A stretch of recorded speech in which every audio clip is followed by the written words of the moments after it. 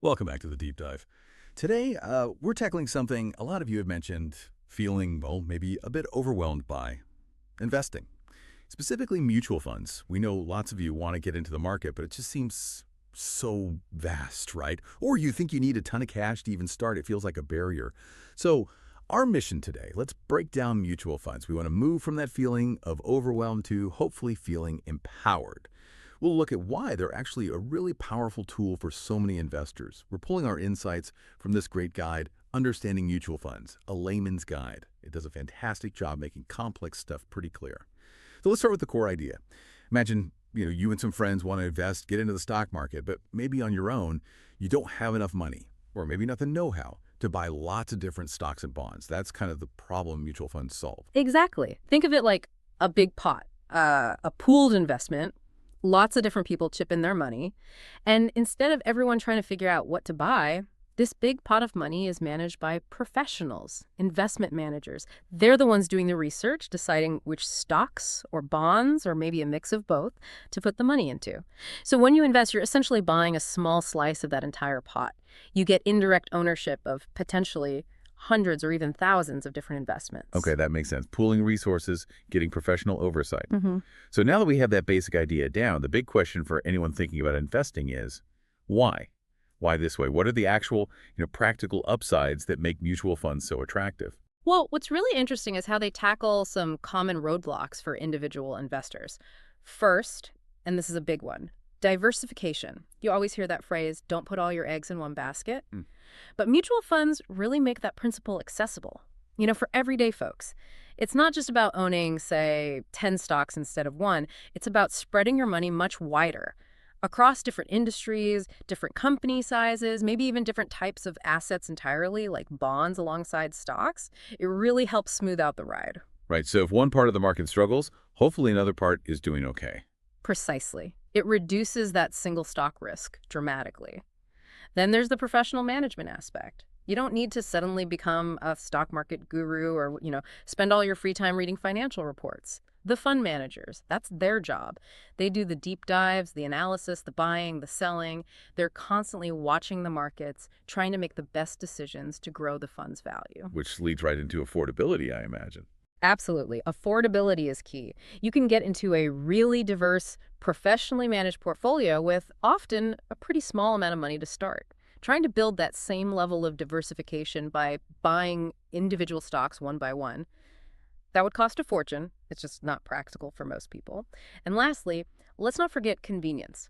Generally speaking, it's pretty straightforward to buy and sell shares in a mutual fund. They calculate the price once per day after the market closes.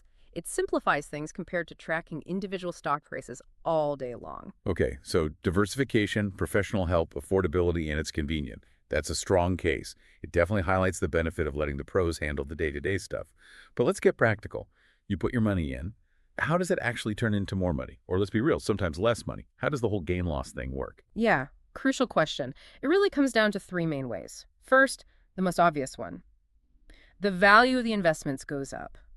If the stocks and bonds held by the fund do well, the fund's overall value, its net asset value or NAV, increases.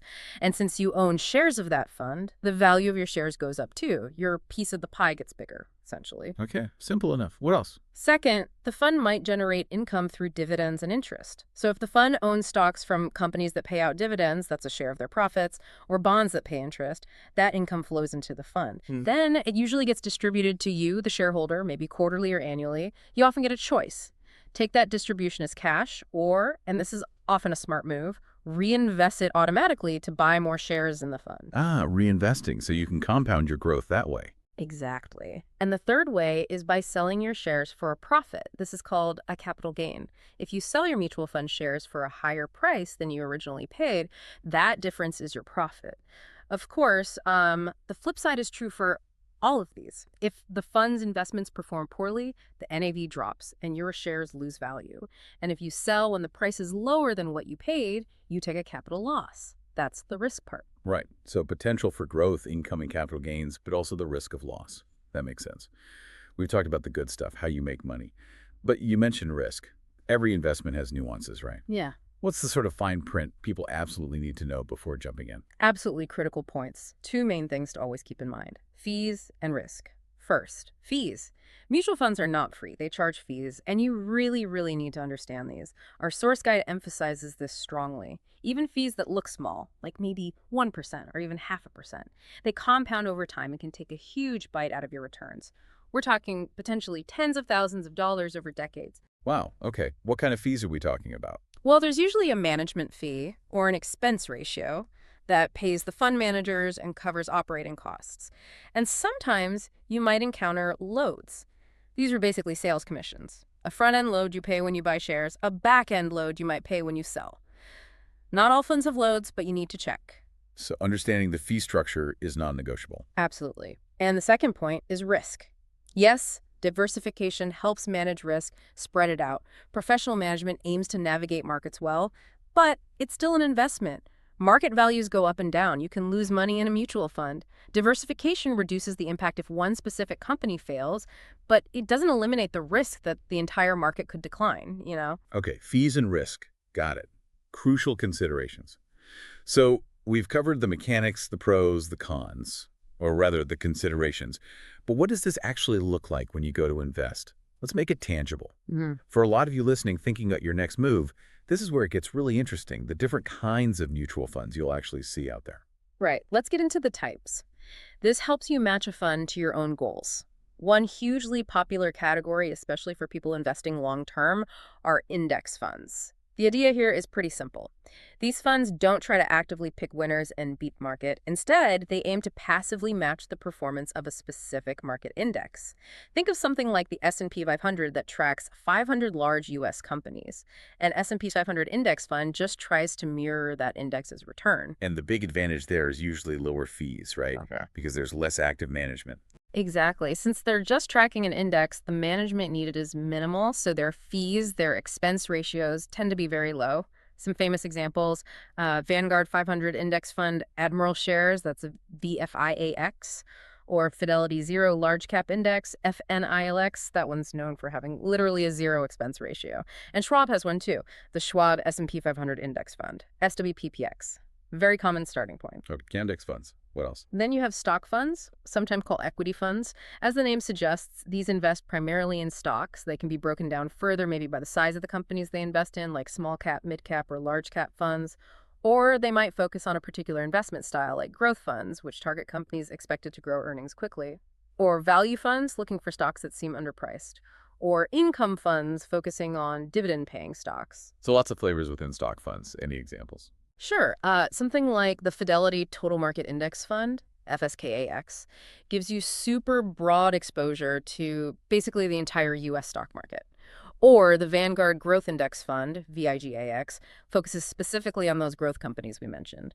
And for income seekers, there's something like the T. Rowe Price Dividend Growth Fund, PRDGX, which looks for companies that consistently raise their dividends. Got it. Stocks. Yeah. What about the other side? Bonds. Yep. Bond funds or fixed income funds. These invest in bonds. Remember, bonds are essentially loans, maybe to governments, maybe to corporations that pay a fixed rate of interest over time. Generally, bond funds are considered less risky than stock funds, but that usually comes with the trade-off of lower potential returns over the long run. Makes sense. Examples of those. You could look at the Vanguard Total Bond Market Index Fund, VBTLX, or the Fidelity Total Bond Fund, FTBFX. These aim to give you diversified exposure across the U.S. bond market, government bonds, corporate bonds, etc. Okay. Stocks, bonds. Is there anything that mixes them? There is. Those are called balanced funds, or sometimes hybrid funds. These funds invest in a mix of both stocks and bonds, all within one fund. They're trying to strike a balance, right, between the growth potential you get from stocks and the relative stability and income from bonds. Often they'll maintain a specific target allocation, maybe like 60% stocks and 40% bonds, and adjust periodically to stay near that target. So kind of an all-in-one diversification approach. Sort of, yeah. A classic example is the Vanguard Balanced Index Fund, VBAIs. It typically holds that kind of steady stock-bond mix. Wow, okay. Index, stock, bond, balanced. That covers a lot of ground. So let's try to pull this all together to really summarize what this deep dive means for you listening right now. The main takeaway seems pretty clear. Mutual funds provide a way for everyday people. To get into investing in a way that's accessible, it's relatively affordable, and it comes with professional management and built-in diversification. They really do seem to simplify what can feel like a very complex world. Absolutely. They democratize investing in a sense. So maybe the final thought to leave you with is this. Considering how accessible they are, the professional oversight you get, and that crucial diversification, what might be the single biggest long-term benefit